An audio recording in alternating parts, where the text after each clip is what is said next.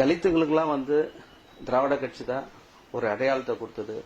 நிர்வாக ரீதியா, நீதிமன்ற ரீதியா, அரசியல் பாராளுமன்ற ரீதியா கொடுத்ததுன்னு சொல்றது அவர் மென்மையா வார்த்தையில அவர் சொல்றது எல்லாமே முரண்பாடான விஷயமா இருக்குது. அதுக்கு நம்ம பதில் சொல்ல வேண்டிய அவசியமா இருக்குது. ஏன்னா இந்த மக்கள் திராவிட கட்சி தான் எல்லாமே கொடுத்ததுன்னு சொல்றது இது அபத்தமா இருக்குது. இது ஏன்னா இந்த மக்களுடைய அரசியல் நீண்ட கால அரசியல் இருக்குது. இந்த மக்களுடைய ஆதி திராவிட நல மகாசபைன்ற ஒரு அரசியல் இருந்தது 1857 அது ஆரம்பிக்குது. அது முன்னாடில இருந்து இருக்குது. 1857 ஆதி திராவிட மகாசபை இருக்குது. பதிவு செய்யப்பட்டது 1892 சொசைட்டி ஆக்ட்ல பதிவு செய்யப்பட்டது. இது போல அரசியல் அந்த ஆதி திராவிட மகாசபைக்கு அரசியல் இருக்குது.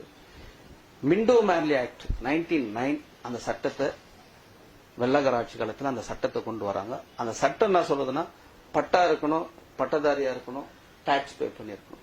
இந்த 3 தகுதி இருந்தா தான் ஓட்டு உரிமைன்னு சொல்லிட்டு அந்த சட்டம் சொல்லும் போது அந்த சட்டத்துக்கு எதிராக ஆதி திராவிட மகாசபை சார்பா போராட்டம் பண்றாங்க. இதுல மனித நேயமே இல்ல, இது சமூக நீதியே கிடையாது. இது எப்படி இந்த சட்டம் ஒரு சமூக நீதி இல்லாத சட்டத்தை நாங்க எப்படி ஏத்துப்போம் அப்படின்னு சொல்லிட்டு இந்த சட்டத்தை எடுத்து அஜிடேட் பண்றாங்க ஆதி திராவிட மகாசபை. அப்ப அந்த அஜிடேட் மூலியமா ஒரு படிச்சவங்க தான் ஓட்டு இருக்குதுன்னா நாட்டுல யார் படிச்சிருக்கிறாங்க? பிராமணர் ஒண்டி தான் படிச்சிருக்கிறாங்க. பட்டா இருக்குதுதான் ஓட்டு வருமானா நாட்டுல யார் பட்டா வச்சிருக்கிறாங்க? மிட்டா மராஜ்தார் அவங்க தான் காங்கிரஸ்காரங்க. டாக்ஸ் பே பண்ணதான் ஓட்டு இருக்குன்னா அன்னைக்கு யார் தொழில் செய்யறாங்களோ அவங்க தான் டாக்ஸ் பே பண்றாங்க.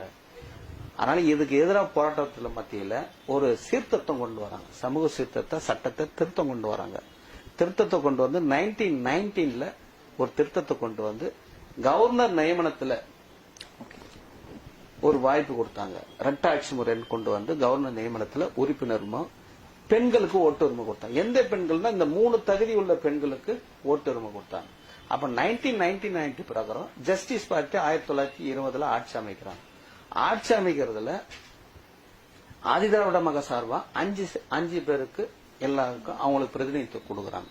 அப்ப 3 ஆண்டு தேர்தல் 1923 9 பேருக்கு வாய்ப்பு கொடுக்கறாங்க. 26 11 பேருக்கு வாய்ப்பு கொடுக்கறாங்க.